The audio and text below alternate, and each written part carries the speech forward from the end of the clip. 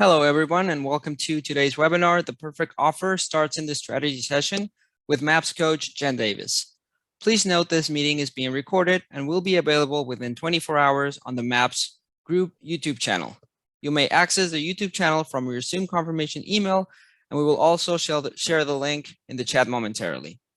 Currently, everyone's on mute. We do value group participation, so we ask that if you have any questions for your coach, please type them into the chat box, and the questions will be addressed by your coaches throughout the webinar. Following the meeting, if you have any questions about today's call or our coaching programs, please email us at fasttrack@kw.com. That's all for me, Jen. Take it away. Thank you so much, Rodrigo, and welcome everybody. How is everyone today? Put in the chat box where you're from and what the weather's like where you're at. We are having some unseasonably warm weather for the day. So it's nice to have kind of some good weather in December. Okay, guys, we're going to jump in and get started. So, Rodrigo, I don't have capabilities of moving the slides. Can you let me?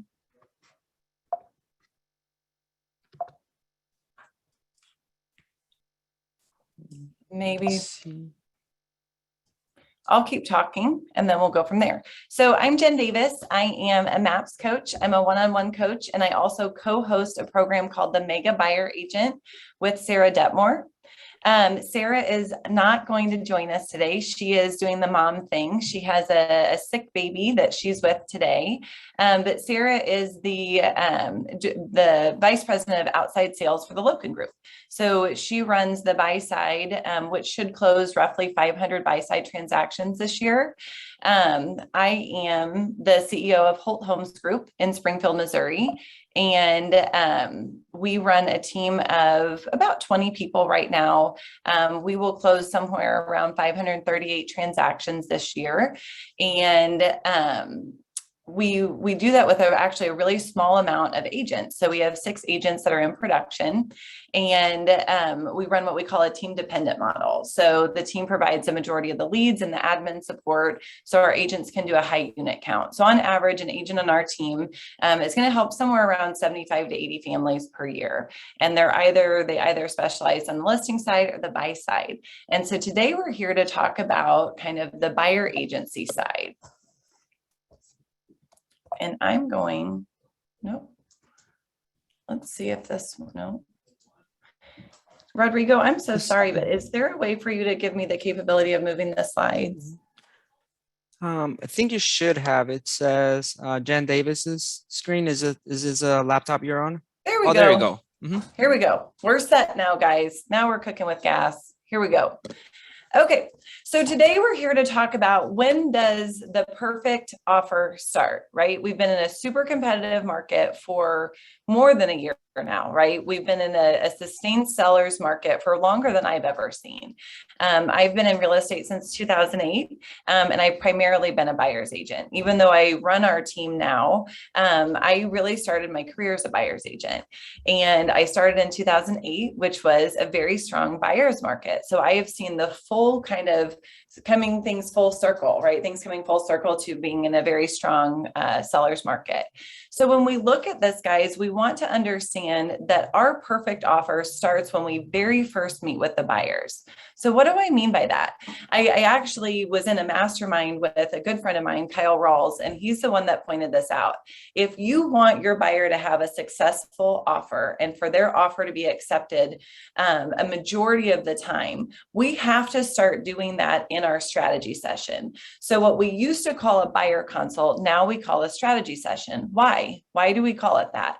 Well, number one, we call it that because we're going to strategize with our buyers to make sure they understand the market conditions that we're in so that they can write and have a successful offer accepted. So where does that start? It starts on pre-qualifying every single buyer. So guys, this is going to seem like a very simple step, right? However, what I know about the market and when it's shifting, we have to make sure that we're always going back to the basics. The reason they're called the basics is that's the foundation for our business. So if we're looking at every buyer as a potential client, every person we meet, we want to help get into a home. We have to understand that strong appointments requires a strong pre-qualification. So when we talk about pre-qualification, we're not just meaning a lender letter, guys. We're talking about pre-qualification for the entire process so that the life cycle of a buyer with us is going to be successful. So there's an acronym on the screen that's called LP MAMA. And what that goes over is location, price, motivation, agent, mortgage, right? The lending part of it, and asking for the appointment. So we want to make sure that every buyer we meet, that we have these 6 pieces of information for, right? We know the location that they want to be in. We know that the price they want to stay under. We know what their motivation is. Are they working with an agent? Can we be that agent? Who's their lender? And are we actually asking for the appointment? I had a coaching call this morning, a one-on-one call, and we talked about the timing of asking for the appointment, or the timing of closing, right? When we're closing an appointment, we want to make sure that the timing is right. We've established what our worth is with our potential clients, and then we open it up for a conversation, and we ask if we can be the agent to represent them. So questions to ask a buyer. This would be if somebody calls in. Has an agent sat down with you to discuss your home buying goals? Can I assume that because you called me or my team directly, that you have not yet partnered exclusively with an agent? These are very early indicators that can save us some heartache later, right? We want to know when people are calling in, are they already working with someone? And if they are, why are they calling us? Is that agent not providing the value that they need? Is there an opportunity there for us to continue to talk with them? Or have they signed a buyer agency agreement with another agent, and we need to make sure that we honor that relationship with the other agent, and we step out, right? We want it to be a win-win or a no deal, right? That's part of the value proposition that we have. So making sure that we're pre-qualifying every buyer. We also want to pre-frame potential offer terms. So if we're looking at the strategy session as kind of our launching point, right? This is going to be the launch or the diving board that we're going to jump off of with our clients to make sure that we have a successful transaction with them. We need to make sure that they understand the market that we're in. So an easy script is, Mr. and Mrs. Buyer, as we discussed, the housing market is very competitive right now. Here are some things we may have to consider when making an offer in today's market.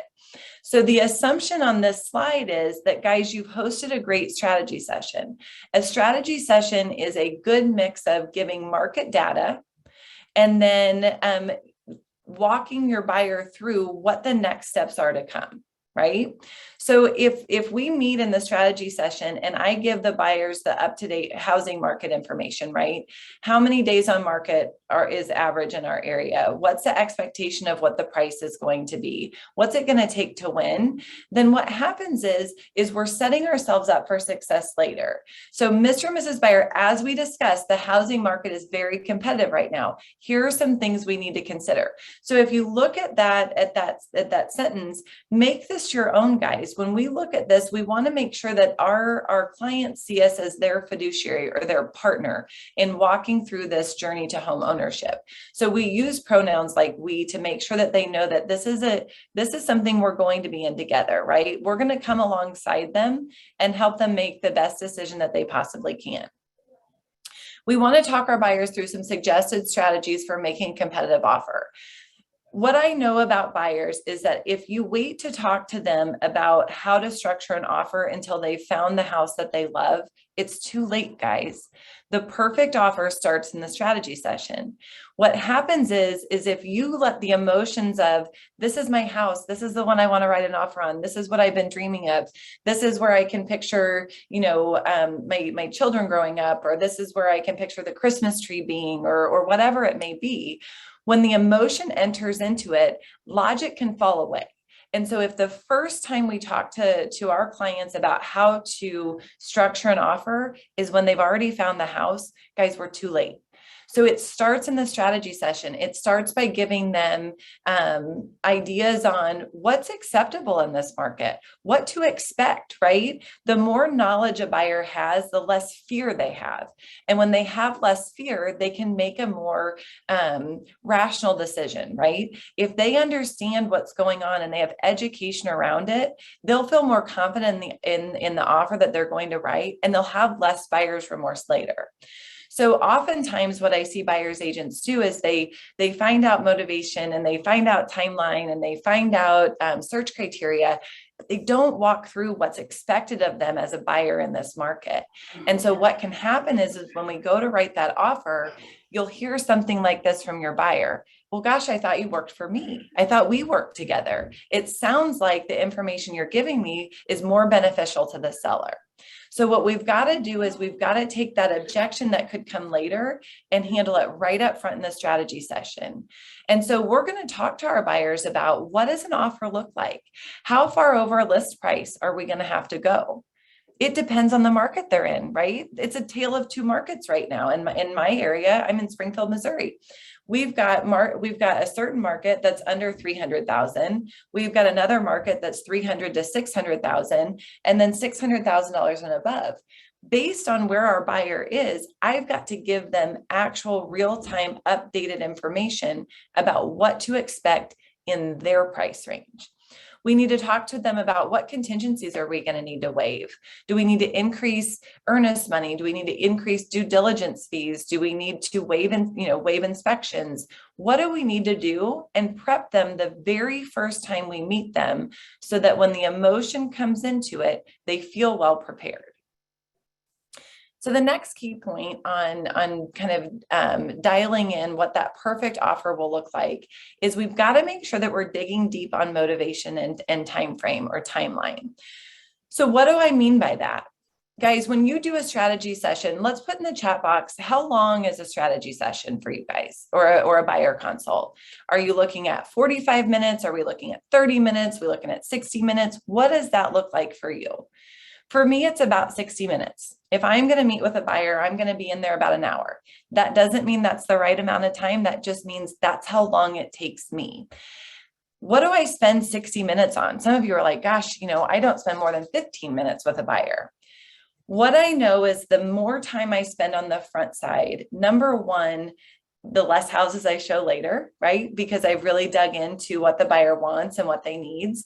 But number two, I am validating, number one, the buyer's decision. And number two, that I'm the expert in the field. It takes me 60 minutes. It may not take you that amount of time. What I want to dig into though, guys, is the motivation and timeline. When I look at where is my 60 minutes allotted for a buyer consult, I'm going to tell you that I start by building a little bit of rapport. I'm going to talk to them a little bit. I'm going to ask them about search criteria because that's what they expect. They expect me to ask them about what they want in a house or what they need in a house. It's a very short amount of time though. There's probably 3 to 5 minutes of rapport building, maybe 5 minutes of search criteria. And then I'm going to get into motivation and timeline, and I'm going to stay there for somewhere around 25 to 30 minutes. And those of you that are out there, you're like, oh my gosh, I don't want to talk to anyone for 25 to 30 minutes, right? What I will tell you is the reason I do it is because I one time heard that phrase, buyers are liars. Guys, it's not accurate. Buyers aren't liars. Agents don't take the time to figure out what the motivation and timeline is. We jump and run and we show someone that we assume wants to buy a house right now, and they may be a 6 month from now buyer. Totally cool to do the strategy session right now. But by the time they actually want to buy 6 months from now, we're frustrated with them. They've changed their mind 10 different times about what their criteria is because we didn't ask the right questions on motivation and timeline. So these are some questions. What makes now the right time for you to buy? Mr. and Mrs. Buyer, talk me through, why we're meeting December 15th. Tell me what's going on in your life. I want to know what's going on that this makes it the perfect time to buy. What will buying now do for your family? Now, the other question that we might ask is, Mr. and Mrs. Buyer, I understand that you're ready to make an offer in the next couple of weeks, that you want to be into a home in Springfield by the beginning of February. So what that means to me is we really need to be well within our search right now. We need to be looking at homes. If anything pops on the market, I'm going to send it to you. I'm going to text it to you. I'm going to call you with it, right? I'm going to go through all of these things with you, and I'm going to make sure you know about it. In the event, though, that there's not something that you love, what are you going to do if we don't find that house by February 1? Two things are going to happen, guys. One of them is they're going to say, I have to have a house by February 1. I have no other option. I am going to be homeless. I am moving to this new area. I start my job. I have to be moved in by February 1. Okay, guys, those are people that we're showing houses to right now. If the buyer says, oh gosh, Jen, I can re-sign a lease. I have loads of time. I can go to a month-to-month lease and I can be in there as long as I need to be in there until I find the perfect house. Guys, the more detailed their backup plan is, the more likely their plan B is their plan A. If they have a very detailed backup plan about how long they're going to be somewhere, or that they don't have to buy, or all of these other things, they're still a buyer. They're not a right now buyer. The place that buyer agent fatigue is coming from right now is that we're chasing buyers that don't want to be caught. They want to buy a house. They may just not want to buy one until 6 months from now. We can build up a follow-up plan with them, right? Command does all these cool smart plans, right? That we can leverage some great technology. But what we've got to do is we've got to understand where in this timeline are they that we're meeting them, and how do we best serve them? Because best serving them doesn't always mean just showing them houses. It might mean putting them on a great follow-up plan and showing them when we get closer to what their timeline is. So when we know what their backup plan is, then we know, okay, how do we structure our communication with them? So the number one thing, if you guys are going to get anything else out of this today that I want you to understand, is every buyer you're actively showing right now, you should be able to tell me what's their backup plan. If you don't know, that's your phone call today. Every buyer that you've shown a house to, what's their backup plan? If you can do nothing else today, I've got Jess in my office, who's my right-hand person. If Jess was my buyer and I didn't know her backup plan, I would call her after this session and I would say, hey, Jess, it's Jen. I was just thinking about you. I just did a quick search for you. Nothing really new popped up. I know you wanted to be back in Springfield by the beginning of February. What we haven't really talked about is, what are we going to do if we don't find that perfect house? And if Jess says, Jen, I have to find a house, guess what? Now I'm going to ask Jess what criteria we can adjust. Criteria comes back into play. It's just, hey, Jess, I know you wanted 3 bedrooms, 2.5 baths. Could we give up the half bath? Can we go from the 1,800 square feet to 1,700 square feet or 1,500 square feet? Can we change school districts? I'm going to ask her, because if she has no backup plan, right now is the time that her motivation is going to help adjust that criteria. Now, if Jess says to me, Jen, I'm going to stay in an apartment and I'm going to live there until we find the perfect house. Okay, then there's a different conversation around that. Jess, I totally understand that. And I want to make sure that I am only showing you homes that will make you move, right? That you're going to be excited about. I don't want you to settle for something. I want you to love it. But the conversation around the backup plan is what's going to guide me in knowing who am I showing right now and who maybe needs to be a follow-up position buyer, right? And you guys are looking at me like, hey, when are we going to get to the offer strategy stuff? All of this comes into play, because if I know that Jess has no backup plan, then Jessica is going to have to make a super strong offer. So all of the advice that I'm giving her and prepping her for is going to come into play when she gets ready to write an offer. For those of you that have buyers that have missed out on more than one offer, I would double check their motivation.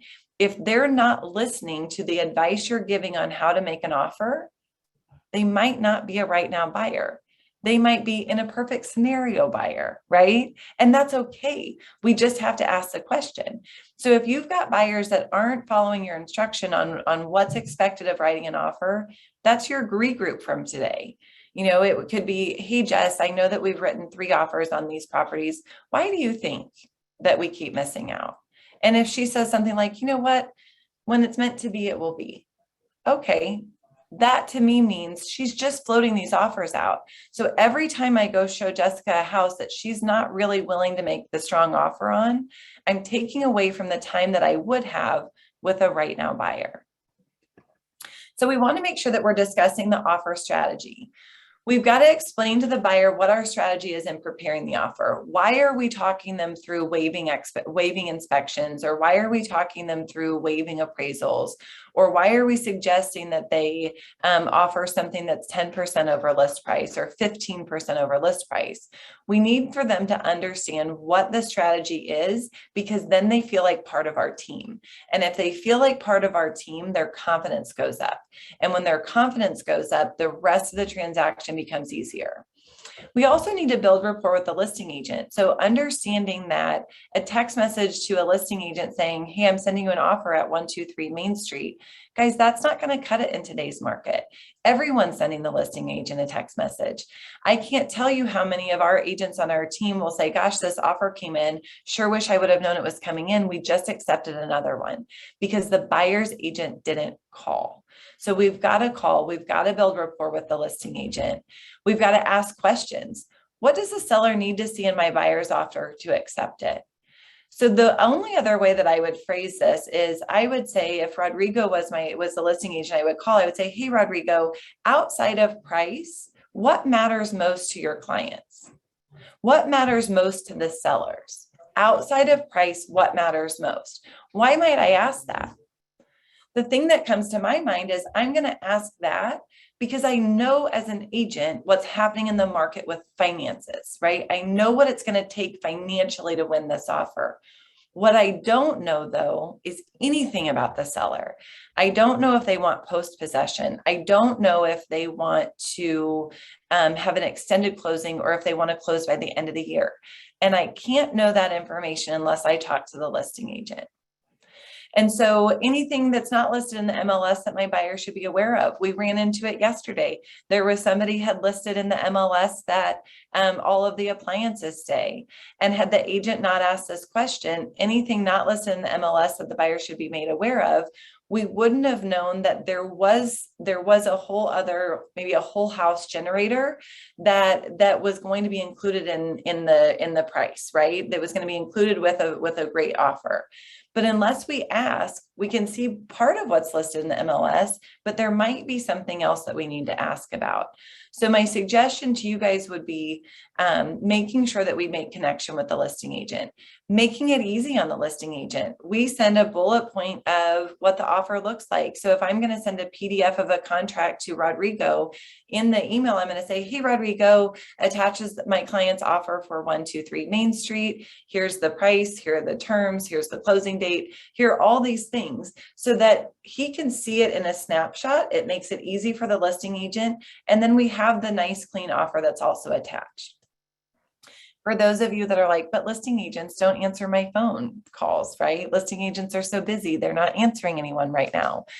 I learned last year from a great agent that she will do a video, right? We're avoiding love letters right now. That's not what we're supposed to do. It is a fair housing violation. So how do we get the attention of a seller or the attention of a listing agent? Maybe standing in front of the house after you showed it, and you put yourself in the video and not your clients in the video. And it's, hey, Jess, this is Jen Davis with Keller Williams. Just wanted to let you know that I'm sending over an offer at 123 Main Street. Here's the price, here are the terms. Really looking forward to getting a chance to work with you. Also, outside of price, if there's anything that you could let me know in a text message that are important to the sellers, I'd love to include it in my offer. So what I'm doing is I'm standing out from the other agents, right? Some homes are getting 35 to 40 offers in. Well, I've attempted to call, I've sent a video, I've already told them the terms, and I've given them permission just to text me back instead of calling me back. Just text me with anything else that's important, right? Making sure that our buyers understand the risks, right? We don't want our buyers later to say, you didn't represent us well. I didn't understand what this meant. So the perfect offer starts in the strategy session, because they're going to understand what some risks are. And we're going to emphasize those every time we talk to them about offers. When we're prepping the offer, we're going to say, hey, just a reminder, we're offering a $10,000 appraisal gap. What that means is right? And we're explaining it to them. Are you comfortable with that? In addition to your down payment, do you have the funds for an additional $10,000 appraisal gap? I'm concerned that we may have an appraisal issue. We're making sure that they understand it. But we also want to know when we're at the house with them, Mr. and Mrs. Buyer, at what price are you willing to lose this house? At what price does this house not make sense for you? Might be how I would word it. Mr. and Mrs. Buyer, at what price might this house not make sense for you any longer? So if we're showing a $250,000 house and I believe the pricing is going to go up to, let's say, $275, and they say, you know what, Jen, at $285, this house no longer makes sense to me. Okay, so if somebody else offers $286,000, you're okay to walk away from it? Yeah, I am. Great, our offer is $285, right? We've got to get clarity around at what point are they comfortable walking away. And then the key point number 5 is setting clear market expectations. They need to understand what it will take for them to compete in today's market. We've gone over that a little bit. Guys, I want you to understand though that clear market expectations, you have different clients with different personalities. So what I mean by that, if any of you have filled out a DISC profile, right, or a KPA, right, most of you have probably done that. There are people that like information in a different way. So for me, I want the details, right? I want bullet points. I don't want the stories. I don't want anything other than here's what's happening in today's market and here are the numbers to back it up. So if I'm your buyer, what my expectation would be, if you're going to explain to me what it's going to take to compete in today's market, is I want market statistics.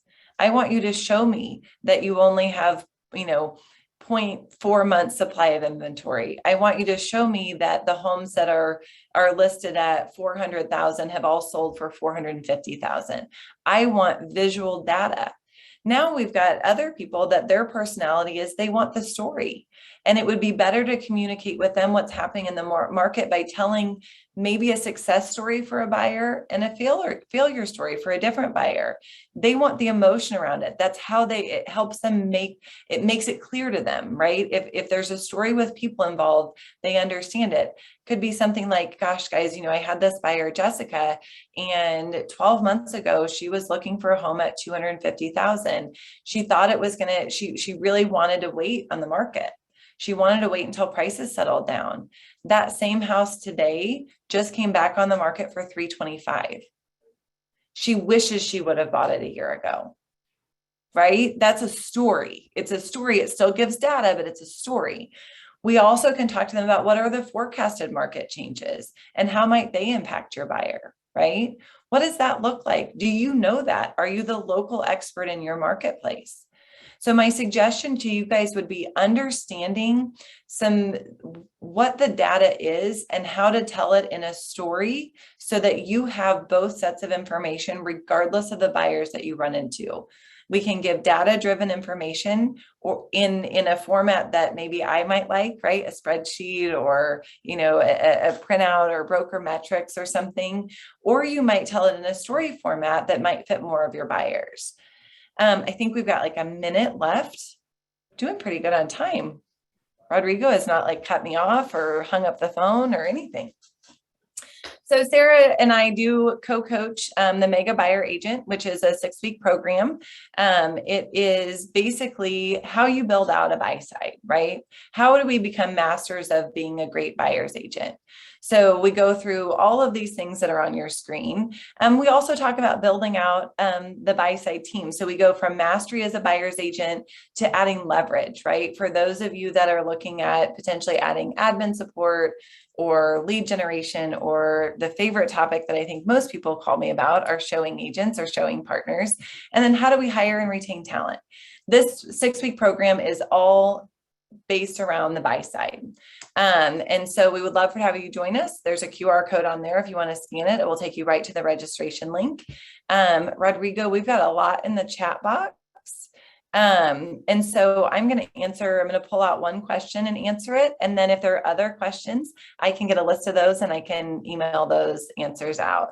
There will be a replay of this coming out. So you guys will all get this, the recording sent to you. So Monica asked, how do I find these stats? you have resources, Monica. So the number one place that I would look would be through your MLS. They should give you numbers. Typically it's a month behind. So if I'm looking at numbers right now, I would be looking at November numbers because I'm still in the middle of December, right? So your MLS should be able to give you those numbers. If you don't know how to pull them, reach out to a member of your ALC or your team leader, or maybe a productivity coach that's in your market center, and they should be able to talk you through that. Janet asked, when does the class begin? It launches January 3rd at 11. So it's every Wednesday at 11 a.m. Central Standard Time for 6 weeks. So you guys, I hope you all have an awesome day and a happy holidays, and enjoy the rest of your year. Have a good one, guys.